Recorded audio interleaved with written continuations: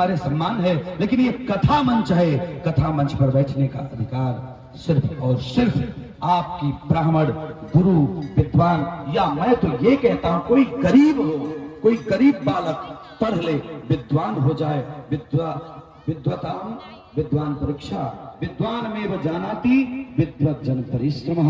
विद्वान दूसरे विद्वान को जानता है।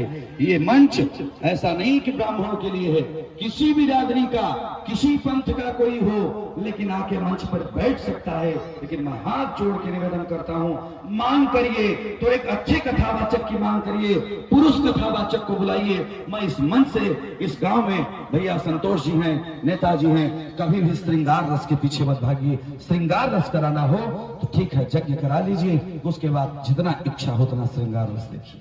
श्रृंगार रस देखना है तो अपने घर में बैठी हुई अपनी स्त्री के लिए देखिए, क्योंकि प्रभु श्री राम क्या करते थे, कभी किसी को गलत दृष्टि से नहीं देखा।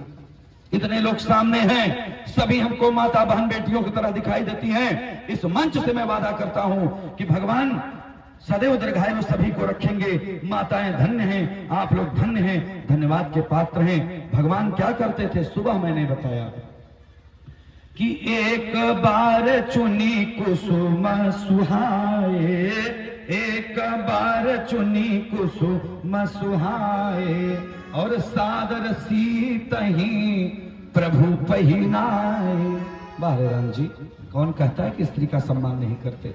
राम जी क्या करते हैं, अपने स्त्री को फूल तोड़ते हैं, पुष्प तोड़ते हैं, कुसुम तोड़ते हैं, और क्या करते हैं, अपनी प्राण वल्लभा, प्राण प्रिया पत्नी को सादर पहनाते हैं। उस जंगल में मंगल कर रहे हैं। लेकिन आज अफसोस इस बात का है कि श्रृंगार रस के पीछे पुरुष भागता है, और क्या होता है, पत्नी से झगड़ा होता है, लड़की से झगड़ा होता है, परिवार को समय नहीं देगा तो क्या होगा। आज हम लोग यहाँ कथा बोलते हैं, प्रवचन बोलते हैं, घर में परिवार परेशान हो, कष्ट में हो तो अच्छा लगेगा प्रवचन? नहीं लगेगा। देखिए, बात कड़वी है लेकिन अच्छी है, क्योंकि बात जो सही कहता है वो कड़वी लगती है। भीड़ तो जुटा सकती है कथावाचिका, लेकिन आपका कल्याण नहीं करा सकती। अगर मोक्ष तक जाना है तो आप सिर्फ योग्य आचार्य पकड़िए, जैसा कि दशरथ जी ने किया। चाहते तो अनसुईया जी के पास चले गए होते ना, लेकिन किसके पास गए? कथा में रोज मैं सुनाता हूं, जब संतान नहीं हो रही थी, कल्याण करना था, यज्ञ कराना था, प्रवचन कराना था, तो किसके पास गए? माता जी लोग बताइए, किसके पास गए? आप बता रही हैं। देखिए आदरणीय, धन्यवाद के पात्र हैं। इस गांव की सबसे सम्मानीय परिवार है। मैं जब से जानता हूं, सुनता हूं, और रपुरा में यज्ञ हुई 5 साल पहले, आप मिलने के लिए हमसे रपुरा तक गई। धन्यवाद के पात्र हैं। किसके पास गए? गुरु के पास गए। मैं ये नहीं कहता कि मेरे पास आइए, आप सभी के जो गुरु हों उनके पास जाइए, क्योंकि गुरु ही आपकी समस्या का हल कर सकता है।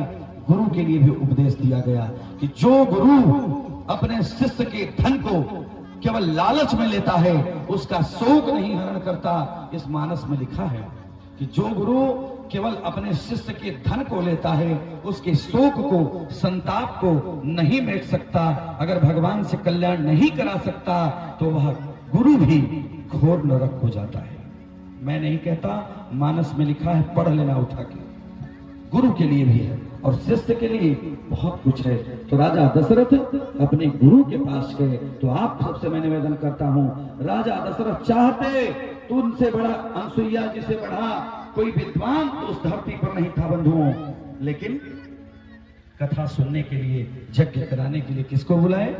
अपने गुरु जी को बुलाए। जैसा कि नरेश जी अपने गुरुदेव को बुलाए, अपने गुरु के साथ आपके हरिहरपुर का आसपास के समस्त क्षेत्र में आने का कार्य हमारे परिवार के लोग करते हैं। आपने हमको नियुक्त किया। चाहते तो काशी विद्वानों की नगरी है, एक से एक विद्वान है, किसी को बुला सकते थे। कोई जरूरी तो ही ना था कि हम ही विद्वान हैं। मैं तो बहुत छोटा व्यक्ति हूँ, उम्र भी कम है, लेकिन एक से एक कथावाचक है, और उम्र विद्वत्ता को नहीं देखती है। कुछ ऐसे भी ब्राह्मण हैं, हमने इस क्षेत्र के ब्राह्मणों का मैं बहुत सम्मान करता हूं, लेकिन कुछ लोग सोचते हैं कि हमको नरेश जी नहीं बुलाए तो मैं क्यों आऊं? क्या भैया, ये नरेश जी का कार्यक्रम है? ये सिर्फ नरेश जी के घर की माताएं हैं, इनके भाग्य इनकी भी खुल गई कि यह मिट्टी धन्य हो गई जहां हरिहरपुर डगर आसपास दारीदा के लोग बैठ के कथा सुन रहे हैं। हमारे नेताजी परम भगवान के भक्त हैं। ऐसे लोगों के लिए धन्यवाद है। जोरदार